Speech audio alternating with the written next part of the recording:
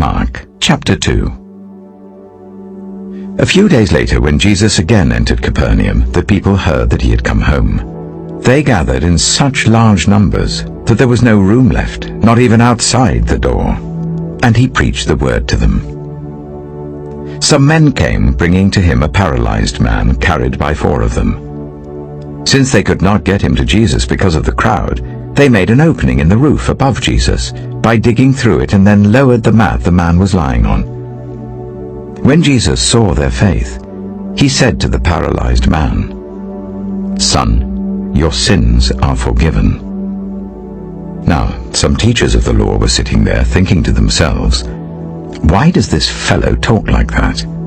He's blaspheming. Who can forgive sins but God alone?"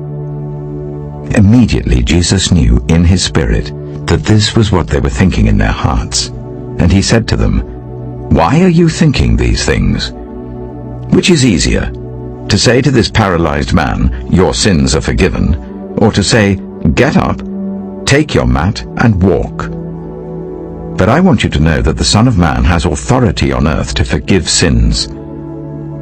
So he said to the man, "I tell you, get up, take your mat, and go home." He got up, took his mat, and walked out in full view of them all. This amazed everyone, and they praised God, saying, "We have never seen anything like this." Once again Jesus went out beside the lake. A large crowd came to him, and he began to teach them. As he walked along, he saw Levi, son of Alphaeus, sitting at the tax collector's booth. "Follow me," Jesus told him, and Levi got up and followed him. While Jesus was having dinner at Levi's house, many tax collectors and sinners were eating with him and his disciples, for there were many who followed him.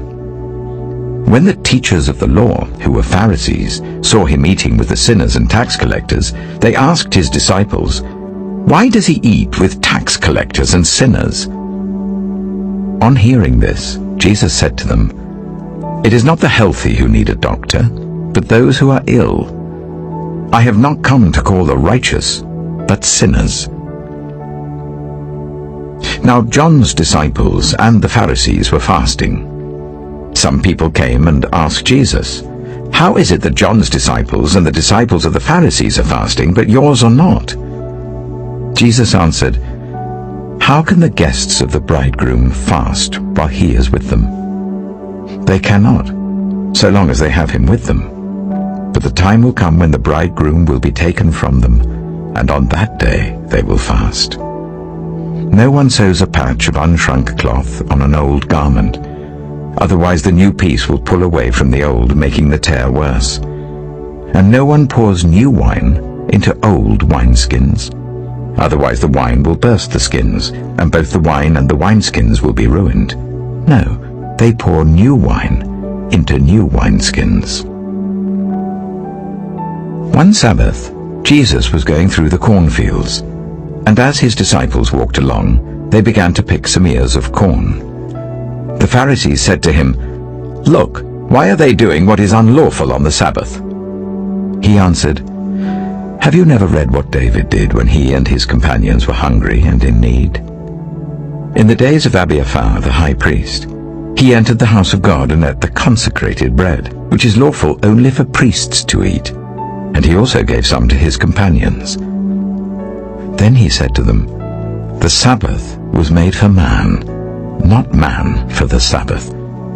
So the Son of Man is Lord, even of the Sabbath.'"